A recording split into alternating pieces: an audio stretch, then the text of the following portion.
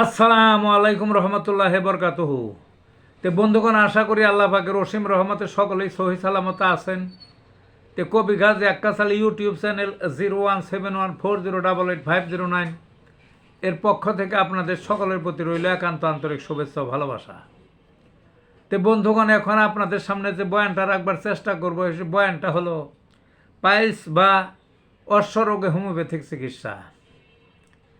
কিছু কিছু রোগের ভিডিও আমাকে বেশি দিতে হয়, তার মধ্যে এটাও একটা। কারণটা, এই রোগী যথেষ্ট, যে রোগের সংখ্যা সবচেয়ে বেশি, ওইগুলোর পর ভিডিও বেশি বেশি দেয়। কারণ মানুষ এই যে পাইলস বা অশ্বরোগ খুবই কষ্ট করতেছে, মানুষ কষ্ট করতেছে, বিভিন্ন যাইতেছে, সঠিক সুরাহা পায় না। সেই জন্যই এই প্রয়াস আমার বারবার।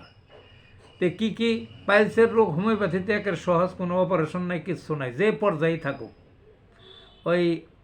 এই গেজ হয়ে যায়, অনেক পুরাতন হোক, নতুন হোক, রক্ত বাইরে, ঘাও হোক, টাটানি বেসা, কষানি কষা টসা, কাছের গোড়ার মতো কামড়ানি, জ্বলা, ব্যথা, যা মনে তাই হোক।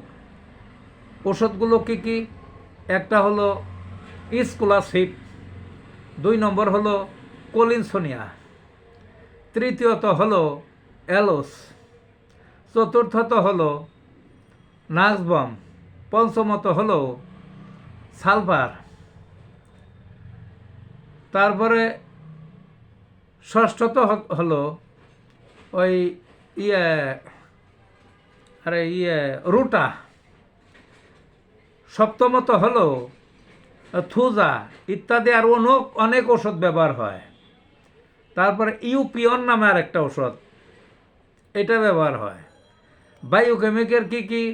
বায়োকেমিকের ক্যালকেরিয়া ফ্লোর এবং ফেরামফস ব্যবহার হয়। লক্ষণ অনুযায়ী একসঙ্গে 2টা বা 3টা ওষুধের ব্যবহার করলে ওই গুজ্জদারে বা পায়খানার রাস্তায় ওই পাইলস বা অর্শরোগ থাকার কোনো সুযোগ নাই, সমূলে সারবে। তে ভালো থাকুন বন্ধুগণ।